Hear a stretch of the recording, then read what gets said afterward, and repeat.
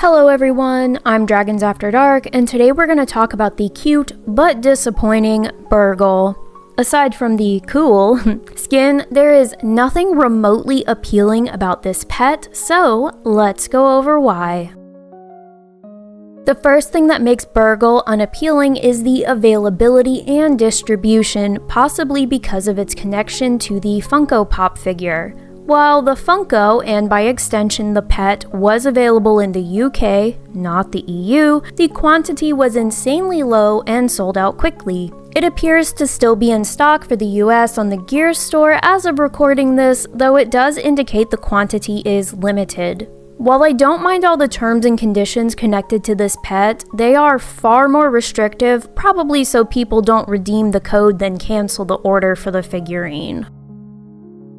On top of that, there have been so many US exclusive promotions connected to WoW's 20th anniversary, and unfortunately, there are more to come. I'm just saying that when your World of Warcraft game has players from all over the world, limiting promotions to one country is at worst spitting in the face of players outside of the US, and at best, piss poor planning.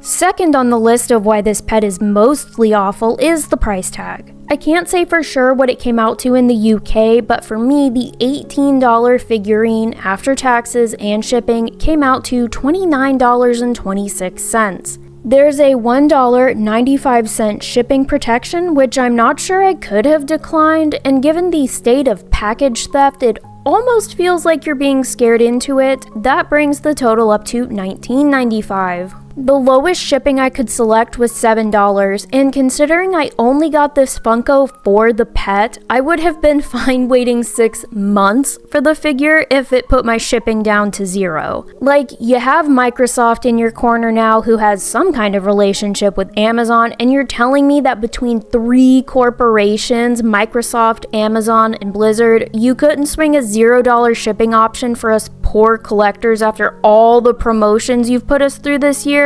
All kinds of lame. And the taxes were $2.31. All of this to say, if you can resist the call of in-game collecting FOMO, I would make a hard pass on Brrrgl since he is in no way worth $30.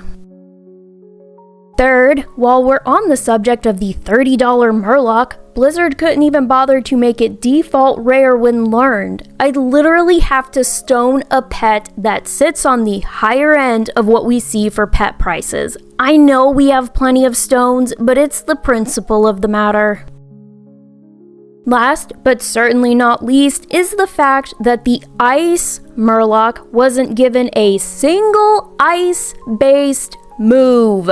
This decision absolutely boggled my mind, but at the end of the day, it shows the continual and utter lack of consideration given to battle pets. This should have been a slam dunk, yet here we are.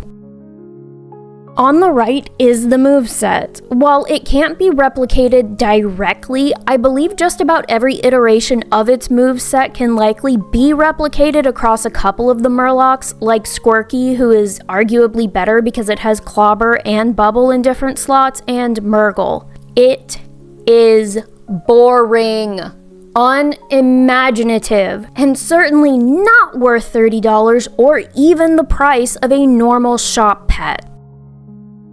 This is a bad mock-up of a moveset I think would have been pretty decent, but not something that could have been construed as pay to win. First of all, it's ice-themed. Wild for an ice Murloc, I know, but stick with me. Slot 3 gives the option of a surefire/delay stun with Ice Tomb or a maybe stun with a big hit with Ice Age.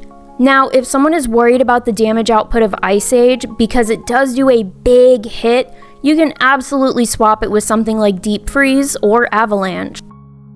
For slot 2, we have the option of Call of Winter instead of Blizzard, so it doesn't have too many big hit abilities, or Frost Shock for a slow. Then in slot 1, the option of a static damage ability with Snowball or a Dot with Blistering Cold. This moveset will force the player to make a few choices. Do they pick the Dot, which gives them a cooldown in slot 1, and Frost Shock in slot 2 for a slow plus consistent damage so they aren't passing turns, or select Call of Winter to do small AoE damage and boost Blistering Cold's damage, just as kind of an example.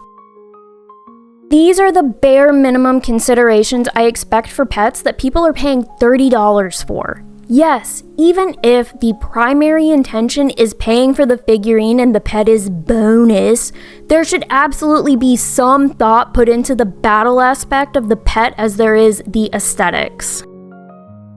Anyway, that's going to be it for me today, but what do you think? How do you feel about the US only promos? Was the Funko the primary reason you made the purchase, or was it just for the pet? Do you think the moveset is fine as is, or would you have liked to see a theme like I suggested?